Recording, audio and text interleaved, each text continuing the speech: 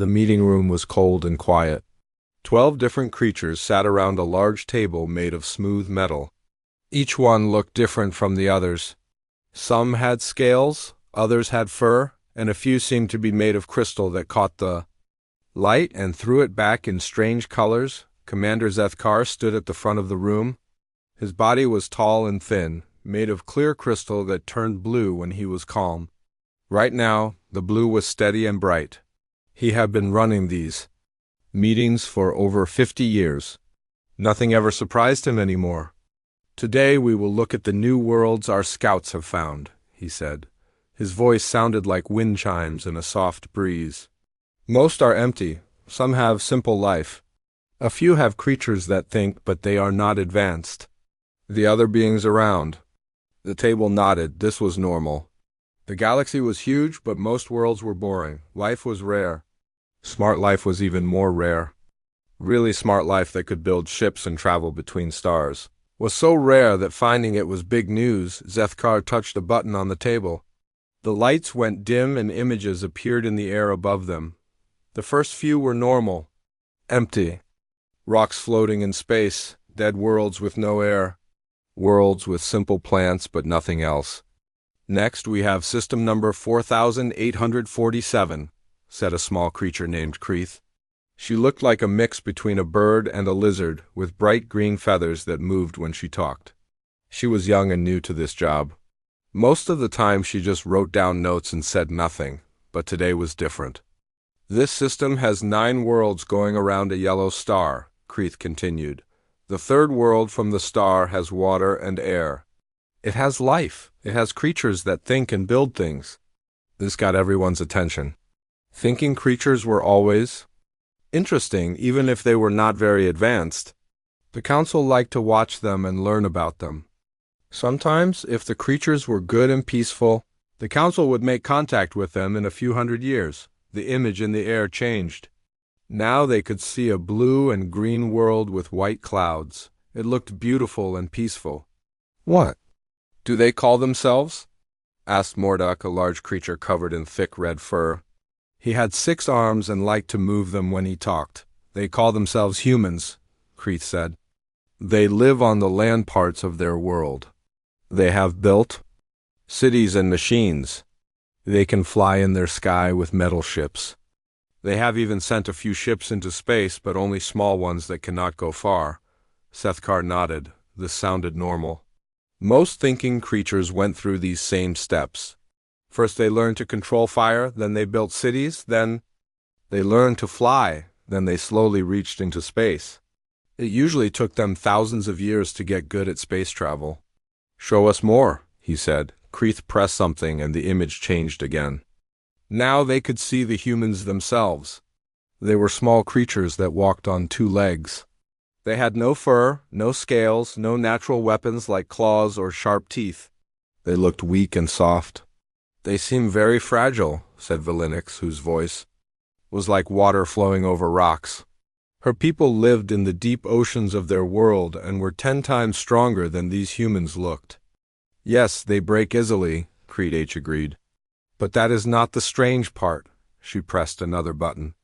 The image changed to show humans doing something that made everyone in the room lean forward. They were fighting, but not really fighting. It was pretend fighting, like a game. Large groups of humans were running around with weapons, hiding behind things, working together in teams. They were covered in mud and dirt. Some were crawling on their bellies through thick grass. Others were jumping over walls and climbing ropes. What are they doing? Asked Silthara, who spoke with her mind instead of her mouth. They call it training, Kreeth said. They pretend to fight so they can get better at real fighting. The room got very quiet. Most civilized creatures did not like to fight. Fighting was something you did only when you had no choice, when someone attacked you and you had to defend yourself. The idea of practicing fighting, of doing it for fun, was very strange. Maybe they are getting ready for a war, suggested Morduck. Maybe another group of humans is planning to attack them. Kreeth shook her head. No, these humans are all from the same group. They are all friends. They do this training together, then they eat together and laugh together. They seem to enjoy it. On the screen, the humans were still running around in the mud. One group was trying to capture a flag from another group. They were shouting and moving fast. But when someone got caught or eliminated from the game, they would smile and shake hands with the person who caught them. "Look at their faces," whispered Dr. Yomoth, the smartest creature in the room. "They are happy. They like this." It was true. The humans looked excited and pleased. Their eyes were bright and their mouths were turned up in what the computer said was called a smile. They were having fun pretending to fight each other. Zethkar felt his crystal body turn from blue to a worried yellow color. In all his years of watching different creatures, he had never seen anything like this. Most beings tried to avoid conflict. They'd built peaceful societies where everyone worked together and no one had to fight, but these humans were different. They seemed to seek out challenges. They made fighting into a game. "Show us more of their world," he said. Crete H changed the images again. Now they could see human cities, human machines, human art. Everything looked normal at first. The humans built homes and grew food and raised their young just like other creatures, but then Crete showed them something else. Humans climbing huge mountains for no reason except to reach the top. Humans jumping out of flying machines with only a piece of cloth to slow their fall. Humans going down into deep caves where they might get lost. Humans racing each other in fast machines that could kill them if they crashed. "Why do they do these things?" asked Valinix. "What do they gain?" "Nothing," Crete said. "They just say it is fun. They say it makes them feel alive." The word alive hung in the air like a strange smell. All the creatures in the room were alive, but none of them did dangerous things just to feel more alive. They tried to be safe and comfortable and peaceful. Zethkar looked around the table. Every face showed confusion and worry. These humans were like nothing they had ever seen before. They were weak and soft, but they acted like they were strong. They looked for danger instead of avoiding it. They turned conflict into entertainment. "What is your recommendation?" he asked Crete. The young creature looked nervous. Her green feathers rustled. "The normal protocol says we should observe them for a few more centuries, then make contact if they seem peaceful and advanced enough. And what do you think?" Crete H was quiet for a long moment. Then she said, "I think we should watch them very carefully. They are not like the others. There is something about them that is different, something that might be important." Zethkar nodded slowly. His crystal body was now a deep orange color, which meant he was thinking hard about something difficult. "Very well," he said. "Mark this species as Priority Alpha, full observation protocols. I want to know everything about these humans." The meeting ended with an unusual feeling in the room. For the first time in a very long time, the council had found something that confused them. Something that did not fit their understanding of how thinking creatures should behave. As the others left, Zethkar stayed behind, looking at the image of the blue and green world. Something about those humans bothered him, but he could not say what it was. He just knew that they were going to be trouble. 6 months had passed since the first meeting about the humans. Commander Zethkar had not been able to stop thinking about them. Every night when he tried to rest, he would see images of those strange creatures running through mud and smiling. While they pretended to fight, the council had decided to send a special team to watch the humans more closely. They built a hidden station in the asteroid belt of the human star system. The station was invisible to human technology and far enough away that the humans would never find it. Dr. Veltara was chosen to lead the observation team. She was the smartest creature in the galaxy when it came to understanding how different minds worked. She had studied hundreds of species and could predict how they would behave in almost any situation. If anyone could figure out what made humans different, it would be her. Dr. Veltara looked like a tall plant with silver leaves that moved and changed color when she thought. Right now, her leaves were a curious purple color as she watched the screens showing human activity. "This makes no sense," she said to her assistant, a small blue creature named Pip who helped her organize all the information they collected. According to every model we have, these humans should have destroyed themselves long ago. On the screen, they were watching something humans called a documentary about their own history. It was full of wars and disasters and terrible things that had happened to them. But instead of being ashamed or sad about these events, the humans seemed to study them carefully and tell stories about them. "Look at this," Dr. Veltara said, pointing to the screen. They had two massive wars that killed millions of their own kind. Wars so big they involved almost every human on their planet. By all logic, events like this should have made them afraid of conflict forever. Pip nodded with his whole body, which was how his species agreed with things. Most creatures learn to avoid what hurts them. It is basic survival. But not humans. Dr. Veltara continued. After their terrible wars, what did they do? They built monuments to remember them. They made movies about them. They teach their children about them in schools. And then they made even better weapons. This was true. The humans had weapons now that could destroy their entire world many times over. Any sane species would have gotten rid of such dangerous things, but humans kept them and seemed proud of how powerful they were. Dr. Veltara changed the screen to show something else. And look at this. They call it extreme sports. The image showed humans doing things that made no sense. They were throwing themselves off high cliffs with only a rope tied to their feet. They were riding down dangerous mountains on thin boards. They were climbing tall rocks with their bare hands, knowing that one mistake would kill them. Why? Pip asked, "What do they gain from this?" "That is what I have been trying to understand," Dr. Veltara said. Her leaves turned a frustrated orange color. "I have been watching them for months now.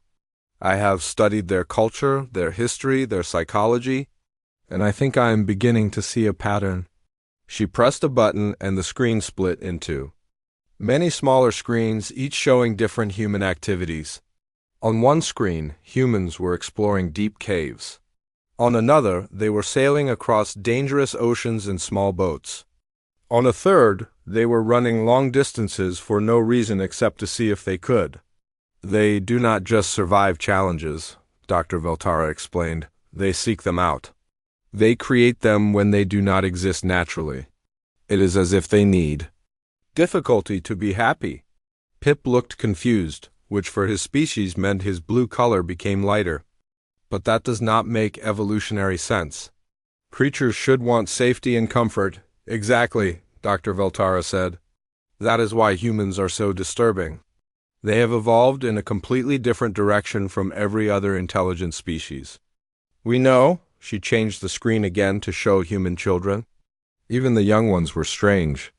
They played games where they chased each other and pretended to fight. They climbed on things they might fall from.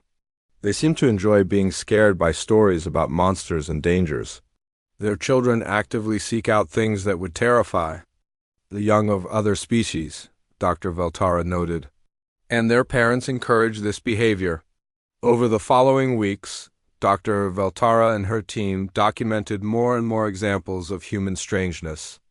They watched humans create art about wars and disasters. They saw humans make up stories about fighting impossible enemies and winning against terrible odds. They observed humans who chose to live in dangerous places like near volcanoes or in areas where big storms happened often. But the most disturbing discovery came when they started looking at human space exploration. "Look at this," Dr. Veltara said to Pip one day. On the screen was a human who was getting ready to ride on top of a giant rocket filled with explosive fuel. The rocket was going to carry him far from his home planet to a small station floating in the empty darkness of space.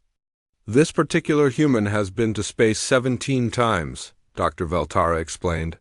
"He has a family, children, a comfortable life on the surface of his planet. He could stay safe at home. But instead he keeps volunteering to risk his life in the most dangerous environment possible." Pip watched as the human climbed into the rocket. The human was smiling. "He looks happy," Pip observed. "That is the problem," Dr. Veltara said. "They all look happy when they are doing dangerous things. It is as if danger makes them feel more alive, more like themselves." They continued watching as the rocket lifted off. The human inside was being pressed down by forces that would crush most other creatures. He was surrounded by enough explosive power to level a city. One small mistake could kill him instantly. And yet, when they showed his face, he was grinning with joy. "I have been thinking about something," Dr. Vel_Terra said after the rocket disappeared into the sky. "What if this trait of theirs is not just a strange quirk? What if it is actually a survival advantage?" Pip turned a darker blue, which meant he was thinking hard. How could seeking danger be an advantage? "Think about it," Dr. Veltara said. Her leaves were now a bright yellow, which meant she was excited about an idea. Most species, when they face a challenge, try to avoid it or find the easiest way around it. But humans face challenges head-on. They practice overcoming difficulties. They get stronger each time. She pulled up charts and graphs that showed human progress over time. Look at their technological development. Every time they face a problem, they do not just solve it. They use it as a chance to invent something even better. Their disasters become learning experiences. Their conflicts drive innovation. The data was undeniable. Humans advanced faster than any other species the Council had ever observed.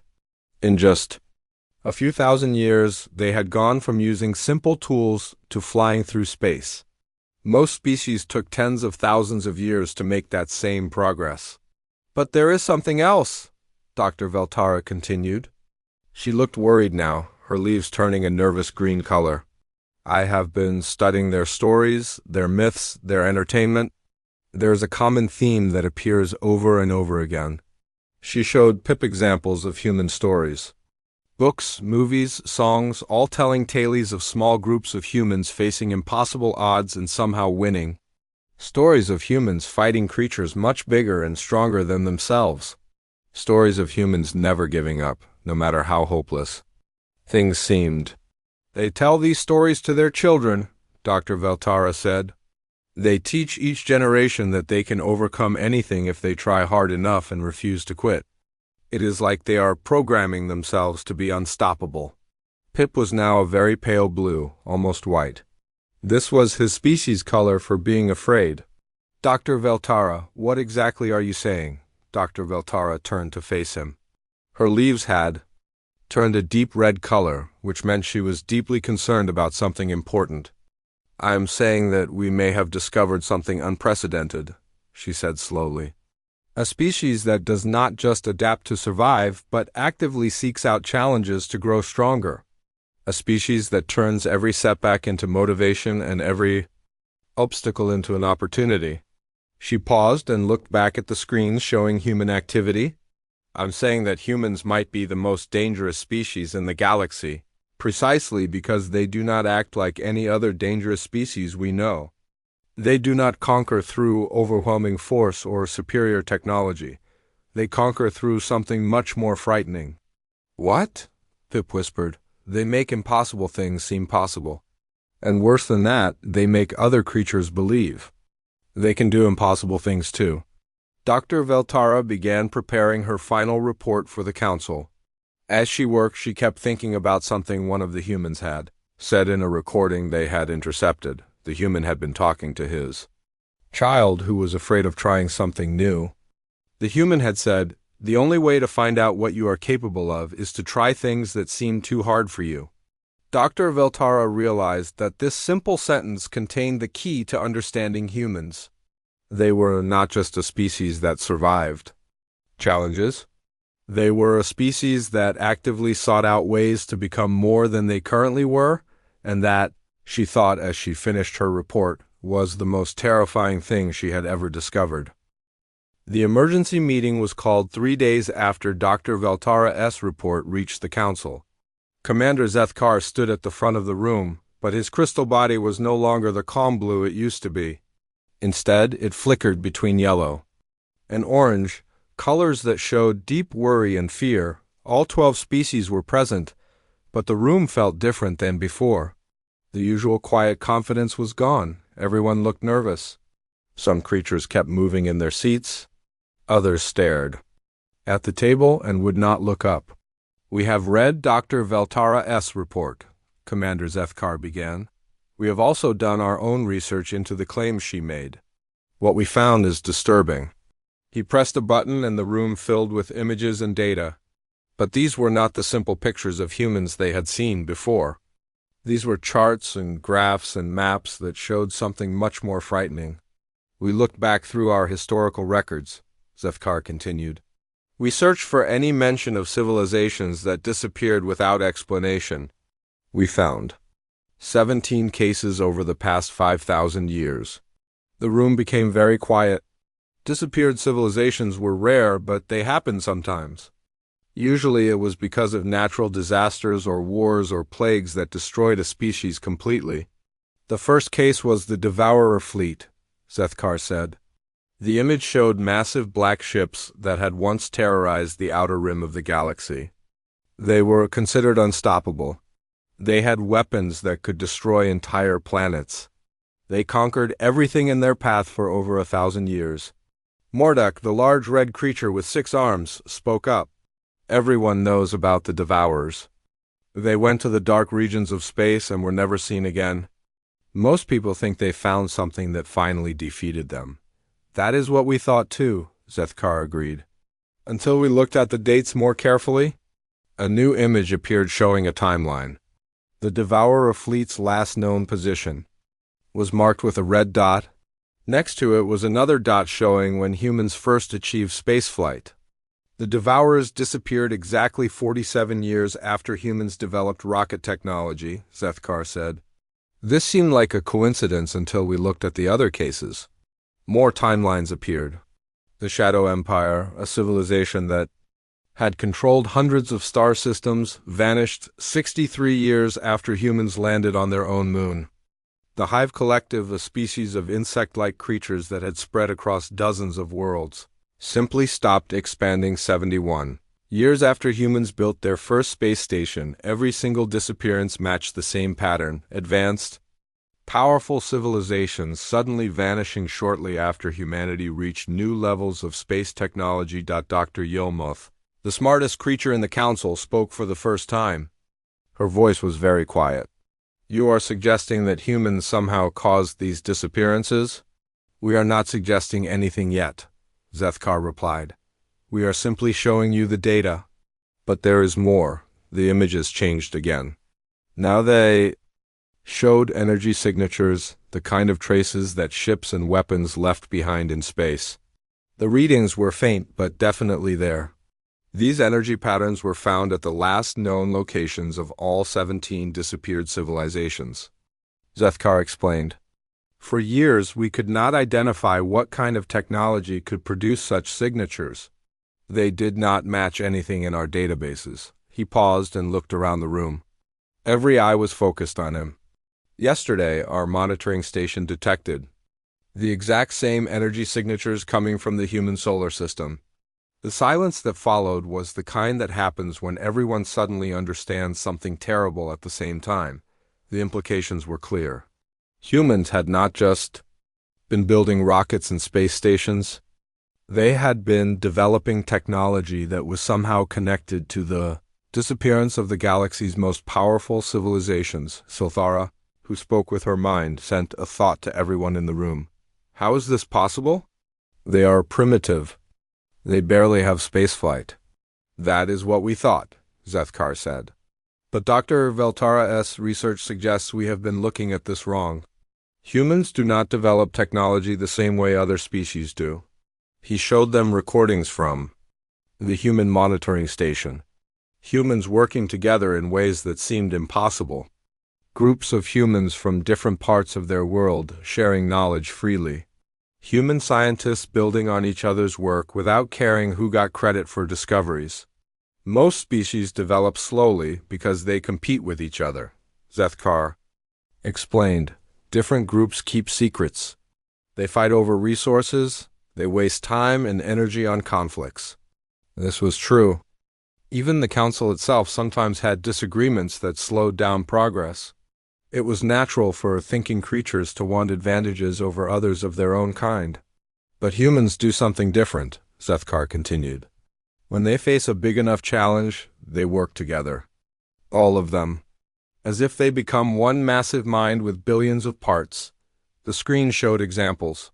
Humans sharing medical discoveries that saved millions of lives. Human engineers from enemy nations working together to build space projects. Humans teaching their best secrets to anyone who wanted to learn them. They call it open source, Zethkar said. They deliberately give away their most advanced knowledge for free because they believe that making everyone smarter makes their whole species stronger. This concept was so alien that several council members made noises of confusion. The idea of giving away valuable knowledge seemed like madness. But the most disturbing discovery came when we analyzed their entertainment, Zethkar continued, the screen filled with images from human movies, books, and games. Stories about humans meeting alien species. But these were not stories about peaceful trade or careful diplomacy like most civilized species would tell. In almost every human story about meeting other species, the same thing happens, Zethkar said. First contact leads to conflict. The aliens are usually bigger, stronger, more advanced. They have better weapons and technology. Valinix, the ocean creature, made a sound like waves crashing. And how do these stories end? The humans win, Zethkar said simply. Not through superior technology or overwhelming force, but through cleverness, determination, and what they call the human spirit. They never surrender, they always find a way. More examples flashed across the screen. Human stories about fighting robot armies, insect swarms, energy beings, space empires, and every other kind of enemy imaginable. In every story, no matter how hopeless things looked, the humans found a way to victory. They are programming themselves, Dr. Yilmuth whispered. Every story teaches their children that humans can defeat any enemy if they refuse to give up. That is not the worst part, Zethkar said. His crystal body was now pure orange, the color of extreme alarm. The worst part is what happens to the aliens in their stories. He showed them more clips. In many human stories, the enemy aliens were not destroyed at the end. Instead, they were converted. They joined with the humans. They became part of human civilization. Humans do not just defeat their enemies, Zethkar explained. They turn them into allies. They somehow convince other species that being part of human civilization is better than being independent. The room was completely silent now. Everyone was starting to understand what this meant. The 17 disappeared civilizations, Sotharas. Mental voice was barely a whisper in their minds. They were not destroyed. No, Zethkar confirmed. We believe they chose to join humanity, willingly. The implications hit the room like a cold wind. Humanity was not expanding through conquest. They were expanding through something much more dangerous. They were convincing other species to give up their independence and become part of something larger. But how? Asked Pip, Dr. Veltara's small blue assistant who had been allowed to attend this meeting. How could primitive humans convince advanced civilizations to abandon everything they had built? Zethkar was quiet for a long moment. When he spoke again, his voice was different, smaller, afraid. 3 hours ago, we received a transmission from the Galactic Rim, from coordinates that matched the last known position of the Shadow Empire. He pressed a button and sound filled the room. A voice speaking perfect galactic standard, the common language used by all council species. But the accent was unmistakably human. Greetings to the Galactic Council, the voice said. This is Ambassador Chun of the Human Alliance. We are aware that you have been observing our homeworld. We appreciate your interest and would like to open diplomatic relations. We believe our species have much to offer each other. The message continued, but Zethkar turned off the sound. The damage was already done. Everyone in the room understood what they had just heard. Humans were no longer confined to their small blue world. They had somehow reached the Galactic Rim. They had made contact with at least one of the disappeared civilizations. And they were calling themselves an alliance, which meant they had convinced others to join them. How long do we have? Dr. Yilmuth asked. Zethkar looked at the data on his screen. Based on their expansion pattern and the speed of their technological development, we estimate they will reach Council space within 20 years. And then? Zethkar's crystal body flickered between orange and red, the colors of fear and panic. Then, we find out whether the human gift for turning enemies into friends works on us too. The War Council met in secret 3 days after the human transmission arrived. It was held in the deepest part of the Council's military headquarters, behind walls that could stop planet-killing weapons. Commander Zethkar stood before the greatest military minds in the galaxy, but for the first time in his life, he felt completely helpless. Fleet Admiral Crexmore of the Thanic Empire slammed one of his 4 fists on the metal table. His people were warriors bred for 10,000 years. To be the perfect soldiers, they had never lost a war. "This is madness," Crexmore growled through his sharp teeth. "We are talking about a species that barely knows how to leave their own star system. Our smallest battlecruiser could destroy their entire planet in minutes." "That is what we thought about the Devourers," Commander Zethkar replied quietly. "They could destroy planets too. Where are they now?" Crexmore had no answer for that. General Vextala of the Machine Collective spoke next. Her voice was cold and electronic, coming from speakers built into her metal body. "Analysis shows human technology is primitive compared to ours. Their weapons are chemical-based, their ships are slow. Their numbers are small. Logic suggests they pose no threat. Logic also suggested that 17 advanced civilizations could not simply vanish," Zethkar pointed out, "yet here we are." Defense Minister Calthan spoke from his floating chair. His people lived in gas clouds and rarely bothered with physical form, but when they did fight, they controlled energy itself. "Perhaps we should simply avoid contact. Humans are far away." "We could ignore them. For how long?" asked Strategic Advisor Nimlek, whose species could see possible futures. "My calculations show they will reach our space within 20 years. Avoiding them only delays the problem." Supreme Marshal Vorton, leader of the Council's combined forces, had been quiet during the discussion. His people were ancient, older than most stars, and had seen the rise and fall of countless civilizations. When he finally spoke, his voice carried the weight of eons. "I have studied the historical records carefully," Vorton said. "The disappeared civilizations all had one thing in common. They were confident in their superiority right up until the moment they vanished."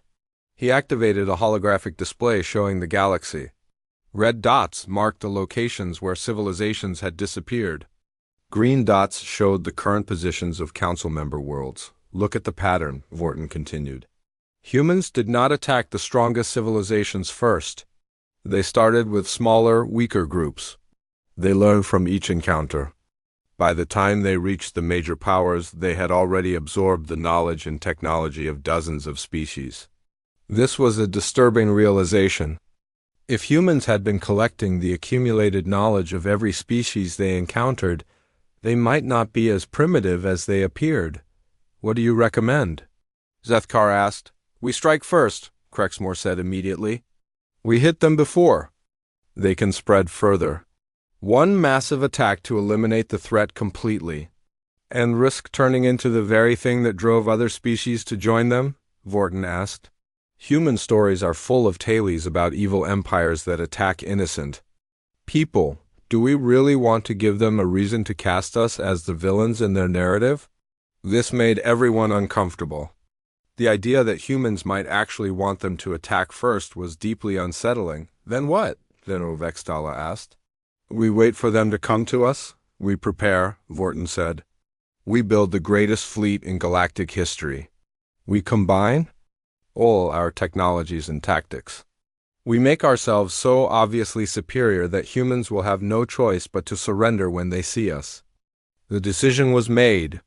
Over the following months, the greatest military buildup in galactic history began. Ships that had been theoretical designs were built in massive numbers. Weapons that had been considered too powerful for practical use were installed on every vessel.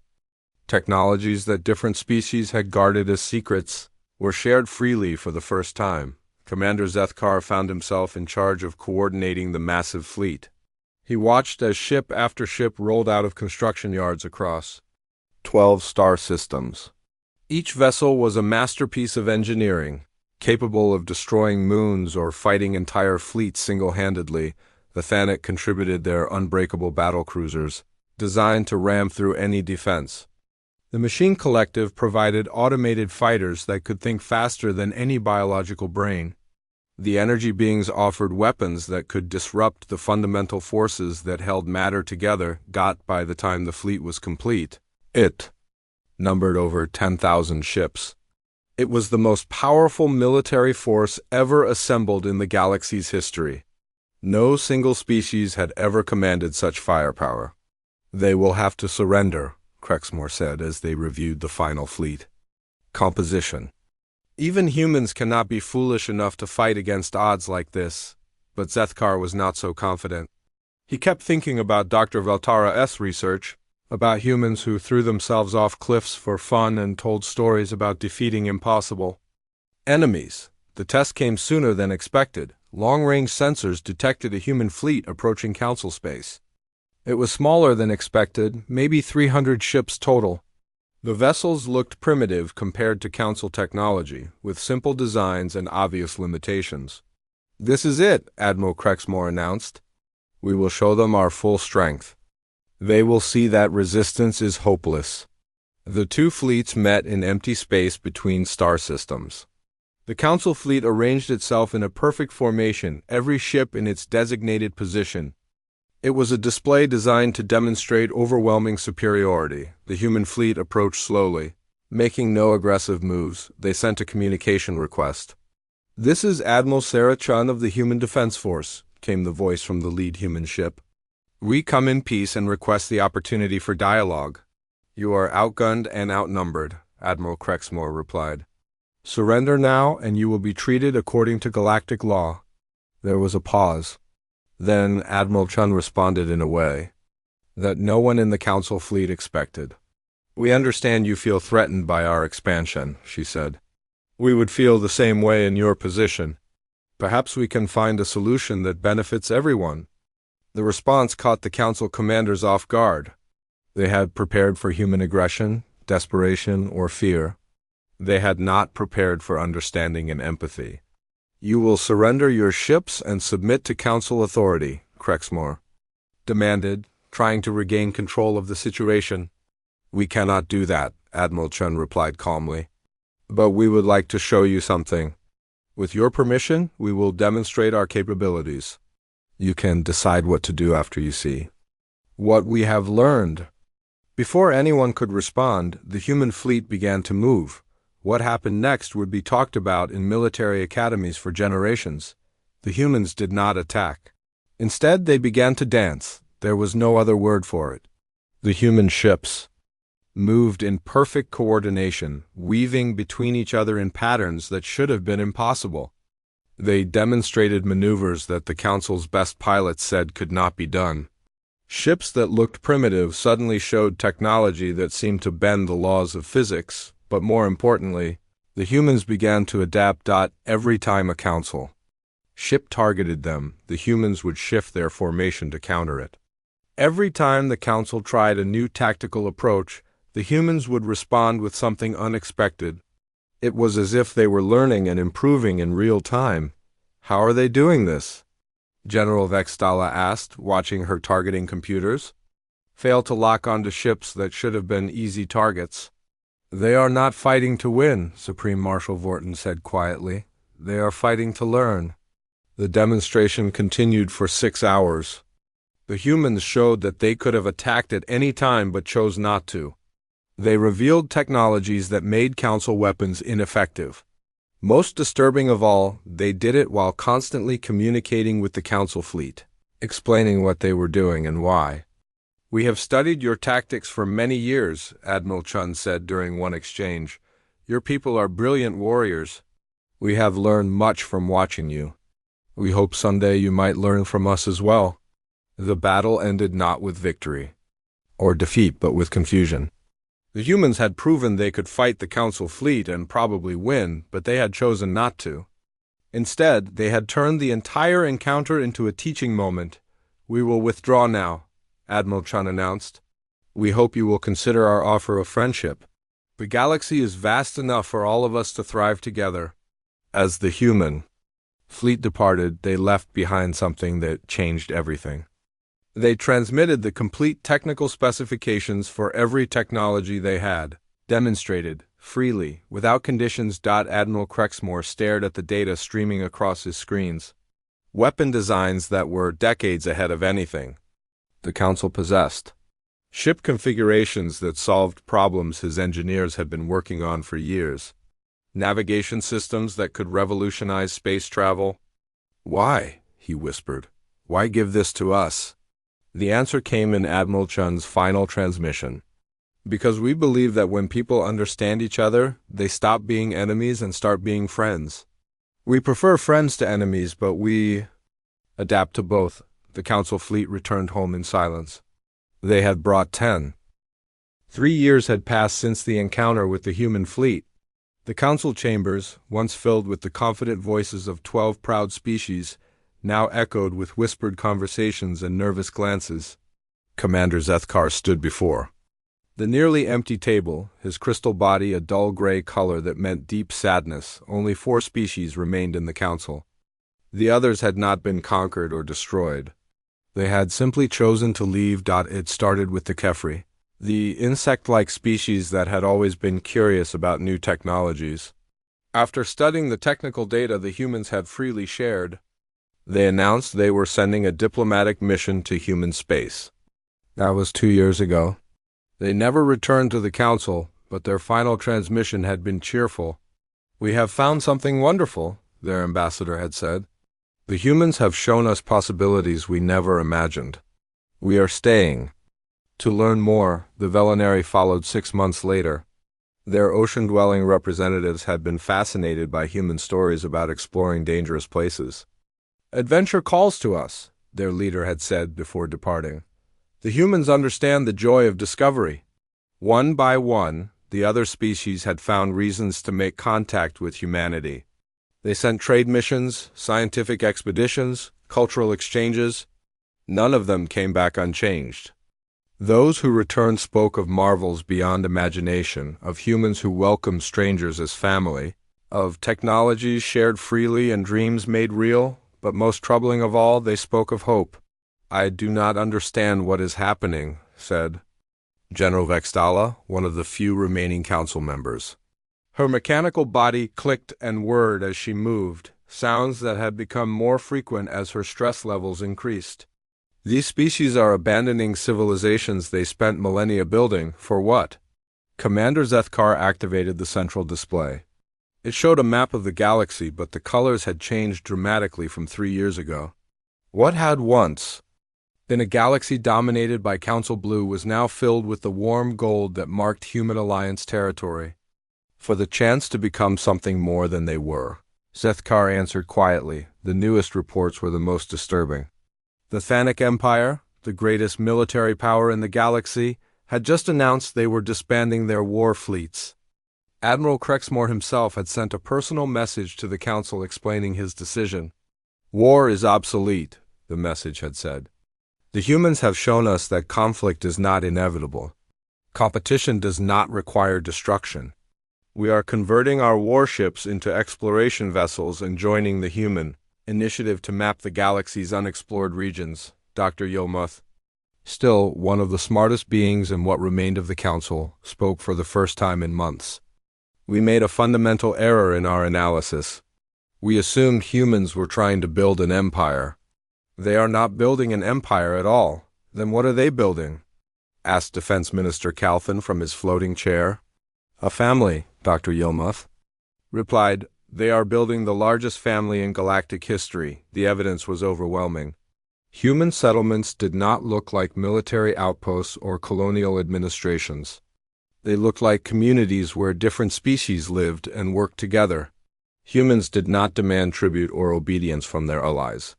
Instead, they offered partnership and friendship. Most incredibly, they kept their promises. Every piece of technology they shared worked exactly as advertised.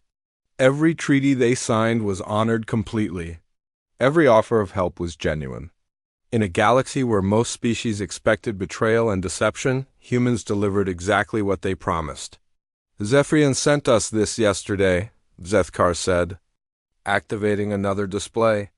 The screen showed a human colony world where crystalline beings like Zethkar's own people lived alongside humans in gleaming cities that combined the architectural styles of both species. They report that human engineers spent 5 years designing new building techniques that would be comfortable for silicon-based life forms, Zethkar continued. They did this without being asked, simply because they wanted their Zephyrian friends to feel at home. This kind of behavior was impossible to explain using traditional models of interspecies relations. Normally, advanced species tolerated primitive ones at best. The idea of redesigning entire cities to accommodate the comfort of another species was unthinkable. But why? General Vextala asked. What do humans gain from this? The answer came from an unexpected source. Pip, Dr. Veltara's former assistant, had requested permission to address the council. The small blue creature had spent the last year studying human culture independently. "I think I understand," Pip said, his color shifting to the bright yellow that indicated excitement. "Humans do not see other species as separate from themselves. They see them as parts of humanity that they have not met yet." He activated his own display showing excerpts from human communications, speeches by human leaders, conversations between human families, discussions in human schools. The same theme appeared over and over again. "Listen to how they talk about the species that join them," Pip continued. "They do not say our alien allies or the foreign species we work with. They say our Thanic friends and our Kefri partners and our Zephyrian family to humans. Anyone who chooses to work with them becomes human, regardless of what they look like or where they come from." This was the most alien concept any of them had ever encountered. The idea that species identity could be fluid, that beings could choose to become part of something larger while remaining themselves, contradicted everything they understood about how the galaxy worked. They are redefining what it means to be human, Dr. Yilmuth observed. Human is not a species to them. It is an idea that anyone can join. The final piece of evidence arrived as they spoke. A transmission from the Galactic Core, where the ancient Central Archive maintained the historical records of all known civilizations. The message was brief, but devastating. "This is Keeper Moltereth of the Central Archive. After careful consideration, we have voted to join the Human Alliance. Their offer to help us digitize and preserve the cultural heritage of all galactic species aligns with our primary mission. We will be relocating our operations to the human capital world of New Earth within the year." The silence that followed was absolute. The Central Archive was the most neutral organization in the galaxy. They had remained independent for over 50,000 years, serving all species equally. If even they were choosing humanity, then nothing was sacred anymore. "It is over," Commander Zethkar said simply. His crystal body had turned completely transparent, a color that meant total defeat. Defense Minister Calvin floated higher in his chair, preparing to leave.